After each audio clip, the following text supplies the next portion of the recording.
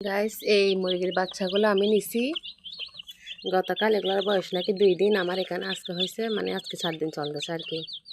আসলে এই বাচ্চাগুলা মানে জানি না টিকবে কিনা, বাসে কি কি হয় জানি না, কিন্তু কেউ পালছেন কিনা বলবেন অবশ্যই কমেন্টে। আসলে বাচ্চাগুলো খুব কিউট, দেখছেন।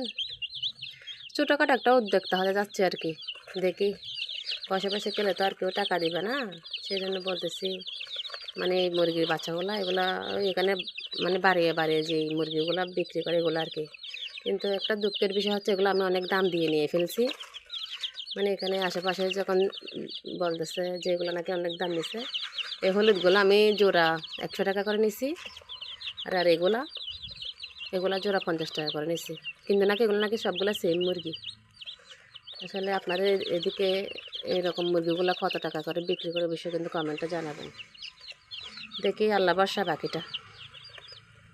দেখছেন কত কিউট।